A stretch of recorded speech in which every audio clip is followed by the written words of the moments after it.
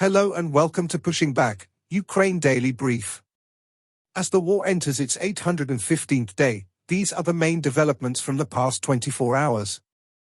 Russia has lost approximately 492,290 troops in Ukraine since the beginning of the war, the General Staff of Ukraine's armed forces reported. The number, which has not been independently verified, includes 1,210 casualties over the past day. According to the released Ukrainian figures, Russia lost 16 tanks, 35 armored combat vehicles, 48 artillery systems, 3 multiple launch rocket system, 2 air defense systems, 47 drones, 1 cruise missile, 82 vehicles, and 2 pieces of special equipment. The update from the General Staff of the Armed Forces of Ukraine. The enemy launched a total of 56 missile and 38 airstrikes and using 404 drone strike, and around 3,000 attacks on positions of Ukrainian troops and various settlements. In its latest intelligence update, the Institute for the Study of War. Russian forces have recently intensified their effort to seize the operationally significant town of Chasiv Yar, seeking to exploit how Russian offensive operations in northern Kharkiv Oblast and ongoing offensive operations throughout eastern Ukraine have generated greater theater-wide pressure on Ukrainian forces. Russian forces are likely preparing for the second phase of their offensive operation in northern Kharkiv Oblast, which Russian forces likely intend to launch following their anticipated seizure of Vovchansk.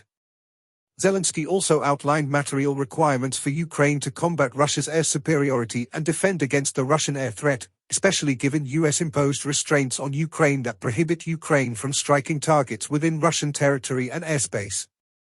Ukrainian officials have reportedly asked the US presidential administration to ease the restriction against using US-provided weapons to strike military targets in Russia. Zelensky noted that Ukraine must overcome its manpower challenges in order to contest the theater-wide initiative in Ukraine. Ukraine's new mobilization law went into effect on May 18 and will help Ukraine stabilize its force generation apparatus amid ongoing manpower constraints. Russian Security Council Deputy Chairperson Dmitry Medvedev called for Russia's envisioned buffer zone to encompass all of Ukraine, illustrating that the Kremlin's concept of the buffer zone is a thinly veiled justification for Russia's long-held intent to subsume the entirety of Ukraine and likely an effort to garner domestic support for the Russian war effort. Founder of the Kremlin-linked Rybar Telegram channel, Mikhail Zvinchuk, gave an uncharacteristically public interview in which he criticized the Russian Ministry of Defense and speculated on possible changes in the MOD. Should the Kremlin allow select prominent Russian mill bloggers to increase their criticisms of the Russian MOD, public pressure may grow in favor of reforms that would, if implemented, assist Russia's war effort in Ukraine. Georgian President Salome Zurabishvili vetoed the Russian-style foreign agents bill on May 18, but the ruling Georgian Dream Party will likely override Zurabishvili's veto in the coming weeks. The BBC News Russian service reported on May 18 that Russian military authorities in Astana, Kazakhstan, detained a Russian contract service personnel for desertion on April 23, the first such instance in Kazakhstan. Russian forces recently marginally advanced near Avdiivka, Huliapol, and Robotyne. In Zelensky's nightly video he covered several points. Firstly, he spoke about remembering tragedy and defending Ukraine. He went on to speak about commemorating the 1944 deportation of the Crimean Tatar people and condemned Russia's abuse of Crimea and honoring victims. Secondly, he spoke about the Ukrainian Defense Forces proving that Russia will pay for its actions. He said there were significant losses for the occupier in the Kharkiv direction.